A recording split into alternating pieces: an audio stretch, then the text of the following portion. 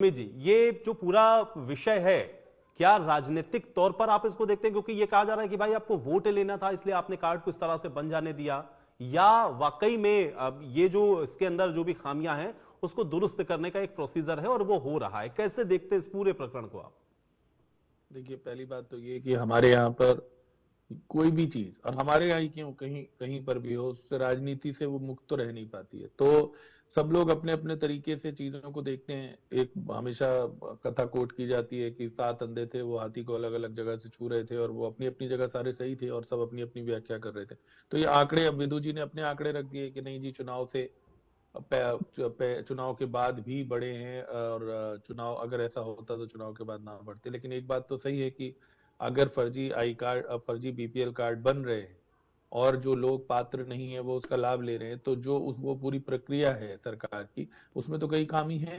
क्योंकि कायदे में तो पहली स्टेज पे ही इस तरह से वेरिफिकेशन होनी चाहिए कि कार्ड ना बने और लोग फायदा ना उठाएं। आपको पता है ईडब्ल्यूएस का और चीजों का जो रिजर्वेशन में कई जगहों पर लाभ होता है, और कई केस ऐसे सामने आए हैं, यहाँ तक कि यूपीएससी की परीक्षाओं तक में इतने बड़े चर्चित मामले आए जहां लोग इस तरह से फर्जी काम कर रहे हैं।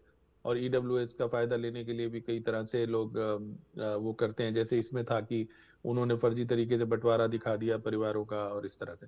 जहां तक औसत की बात, जो तर्क भी आया था हमारे किसी साथी की तरफ से, वो तो तर्क थोड़ा सा उन्हें भी समझ होगी कि जो औसत निकाला जाता है, ऐसा नहीं कि अगर प्रति व्यक्ति आय 3 लाख है तो इसका मतलब हर व्यक्ति की आय हरियाणा में 3 लाख है।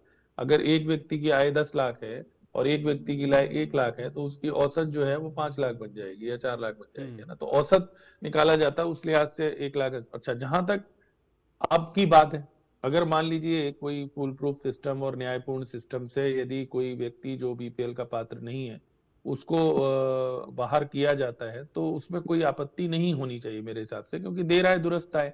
और एक मैं आपको और आंकड़ा देता चलूं, हरियाणा में तो फिर भी शायद कम, अभी तो केवल 1600 परिवार निकले हैं। पिछले वर्ष आप चेक कर लें, पिछले वर्ष कर्नाटक में जो है, जहां कांग्रेस की सरकार है, 1-2 लाख नहीं, 40 लाख लोगों को, बीपीएल परिवारों को जो थे उनको नाम उनके काटे गए थे, क्योंकि ये पाया गया कि उन्होंने गलत तरीके से उसमें अपनी एंट्री कराई है। तो हर राज्य में ये समस्या है और सरकारी मशीनरी जो है वो अपने तरीके से इसको चेक करती रहती है बीच बीच में, जो भी उनके मेजर हैं। लेकिन मुख्य बात यह है कि जब जो सिस्टम हमारा है, जो हमारे यहाँ तो इतना डिजिटलाइजेशन हुआ, परिवार पहचान पत्र की बात हुई और तमाम तरीके की चीजें हुई और उससे लिंक भी की गई बहुत सारी चीजें, तो फिर भी अगर गलत तरीके से बीपीएल कार्ड बने हैं तो उसमें सरकार को भी इस बात पे ध्यान देना होगा कि जो सिस्टम है वो इस तरह का हो जिससे जो पात्र लोग हैं उन्हीं को लाभ मिले। क्योंकि जैसे अभी हमारे एक साथी ने गिराया कि कुछ लाभ उनको मिलते हैं, चाहे वो फ्री राशन हो, मतलब राशन हो सस्ते दर पे, या गैस की सब्सिडी हो, या इसके अलावा अगर किसी के पास अपना मकान नहीं तो 100 गज के प्लाट की बात हो, तो इस तरह से कई लाभ मिलते हैं। और अगर जो उस सूची में लोग अधिक हैं, मान लीजिए 100 प्लॉट बांटे जाने हैं और बीपीएल परिवार में 1000 है, तो जो नंबर है वो लेट आएगा। और अगर वो सही तरीके से लिस्ट में अगर 200 लोग ही हो तो उनका नंबर उस प्लॉट के लिए जल्दी आएगा। तो जरूरी तो है ही कि जो लाभ है वो उसी व्यक्ति को पहुंचे जिसे वाकई में इसकी जरूरत है। और जो गलत तरीके से लोग एंट्रीज करा रहे हैं वो ना कराए, तो उसको रोका जाना चाहिए, जिससे कि इस बात पे फिर विवाद भी ना हो। अभी ये विवाद क्यों हो रहा है? क्योंकि नहीं तो एक बार वोट नाम जुड़ बढ़ाने के गए। लिए क्या इस तरह से आपको लग रहा है? क्योंकि ये तर्क सबसे पहले यही दिया गया कि भाई ये वोट लेना था आपको इसलिए आपने इसको हो जाने दिया, आपने उसको मॉनिटर देखिए, नहीं किया। अब मैं ये बात बताऊं कि जैसे मान लीजिए विदु जी ने जो आंकड़े दिए, वो आंकड़े उन्होंने दिए वोटिंग के बाद के दिसंबर जनवरी फरवरी के, है ना, दिसंबर जनवरी के संभवतः। अगर वो ये आंकड़े दें कि भाई जुलाई अगस्त सितंबर में कितने कितने बढ़े, तब हम उस बात पे कोई निष्कर्ष निकाल सकते हैं। वो आंकड़े मेरे पास तो है नहीं कि वो चुनाव से पहले कितने बीपीएल कार्ड बने, या हमारे जो विपक्ष के साथी हैं अगर उनके पास इस तरह का आंकड़ा हो। जहां तक आप कह रहे हैं कि वोट की राजनीति के लिए, वोट की राजनीति के लिए तो नेता सब कुछ करने को तैयार हैं। वो तो पांव धो के पी लेते हैं वोटर के, जिन दिनों मतदान हो रहा होता है। कार्ड वार्ड तो बहुत छोटी सी बात है।